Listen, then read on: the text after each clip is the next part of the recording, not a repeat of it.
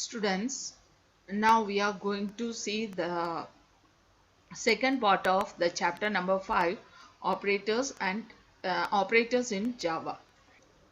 First one is arithmetic assignment operator. An arithmetic assignment operator is implemented to assign an expression to a variable in shorter way. Okay. For example, a equal to a plus 4. This can be written as a plus equal to 4. This is called as shorthand operator. Okay, if it is a equal to a minus 4, then we will write a minus equal to 4. If it is a equal to a into 4, then we will write as a into equal to 4. So this is the shorter way to write an arithmetic expression. Next one is accumulator. An accumulator is a variable that the program uses to calculate a sum or product of a series of values. Okay. So the next one is counters. Counter is a variable that keeps track of the number of times an operation has been performed. Accumulator means an accumulator is a variable that the program uses to calculate a sum or the product of a series of values. Okay, sum of the series, product of the series. There is a series of values. There we will use accumulator. And counters means how many times the process is repeated, that should be counted by the counters. Next one is relational operators. A relational operator compares two values and determines the relationship between them. So if we have two values are there, that is for example a and b, this operator will compare the values. If a is greater than b or b is less than a, or if a is greater than or equal to b, like this. For comparison, we are using this relational operator. So this table in your book page number 75, this table showing all the relational operators available in Java. So we all know that this means greater than, this is less than symbol, then this is greater than or equal to, this is less than or equal to, this double equal to means equal to. Okay, this is comparison. This operator also we will use for comparison.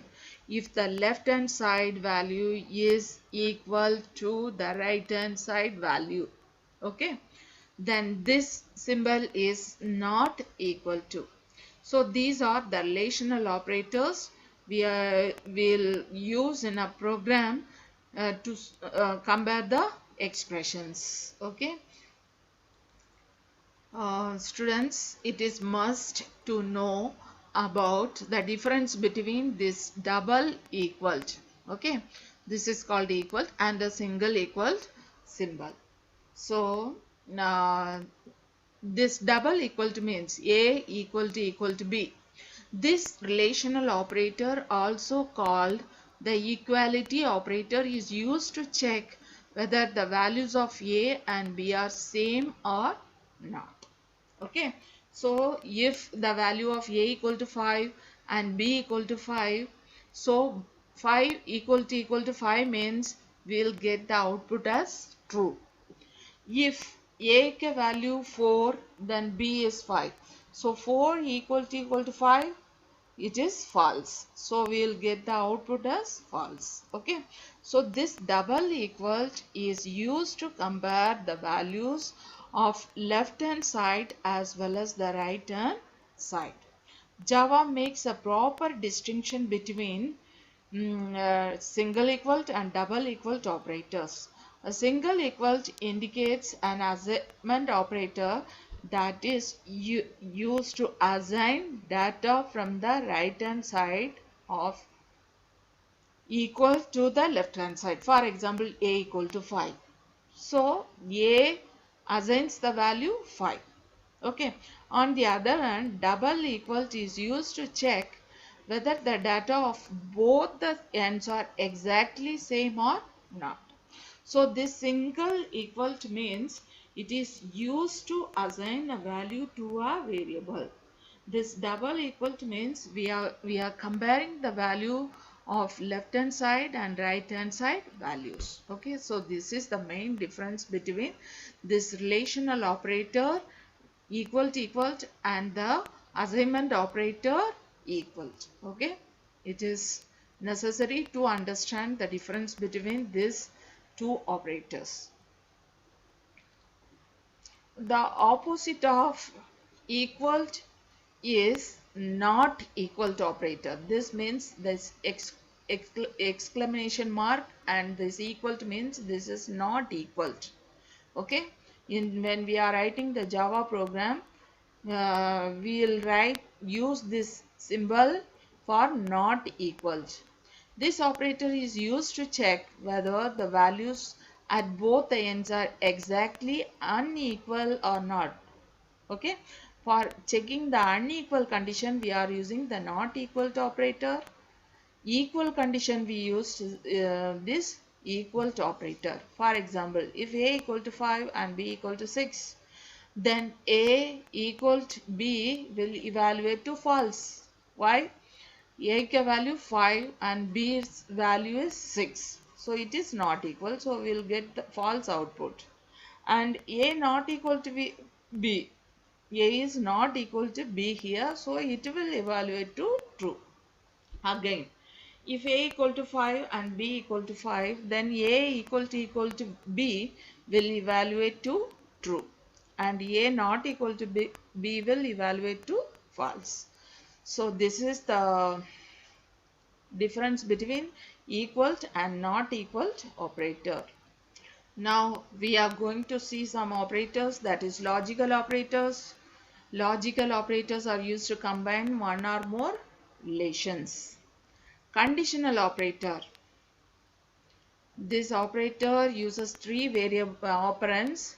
So this conditional operator is called as a ternary operator. Okay, ternary means three.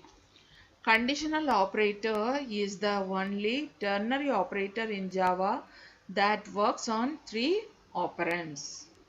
When we are using this conditional operator, we have to use three operands. Okay, three operands means first one condition. If the condition is true, then we have to use one value.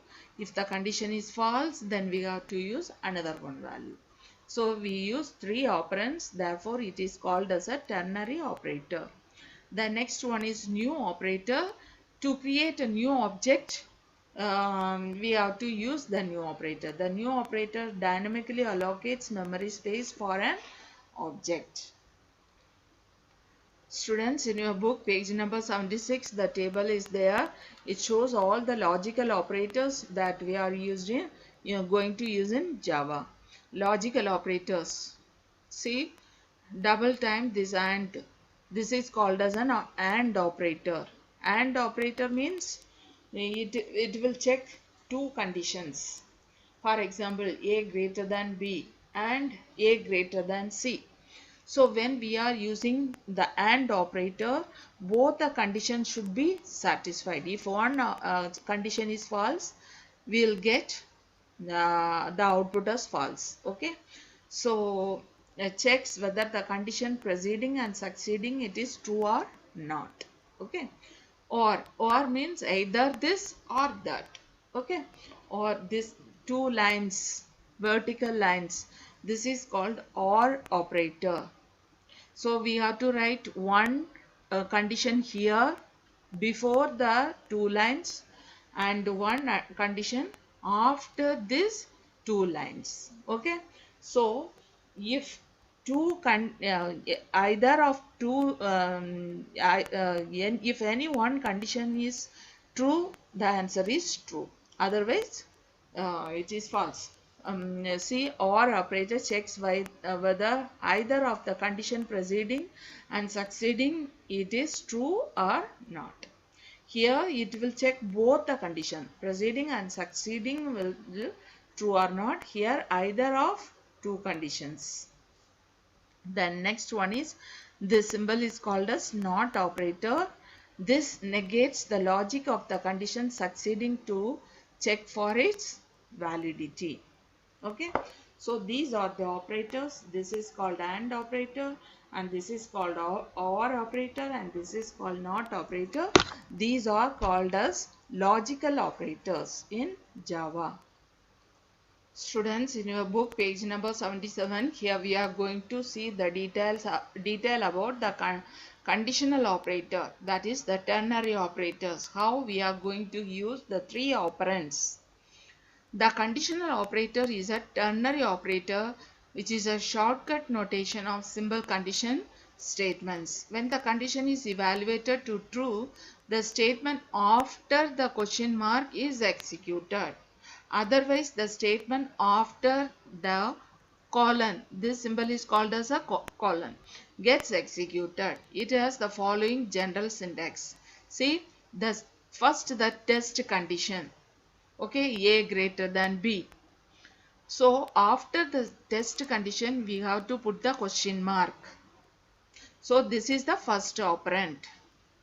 Okay, so if the condition is true, we have to write this statement 1 as the answer. So this is the operand number 2. If the condition is false, then we have to write the statement after the colon. So this is the third operand. So three operands we are using with this operator. So it is called as a ternary operator. Okay.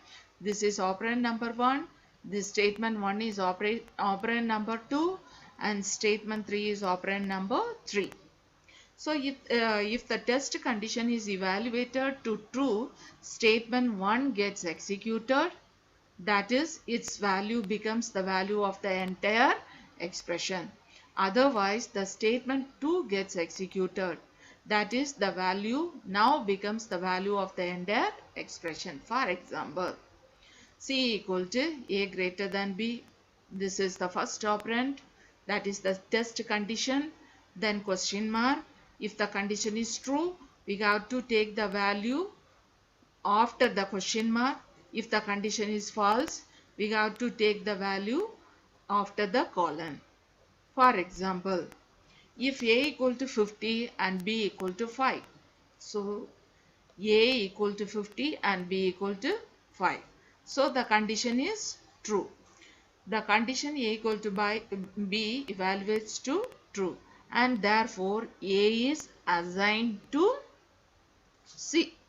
Thus C gets the value 50.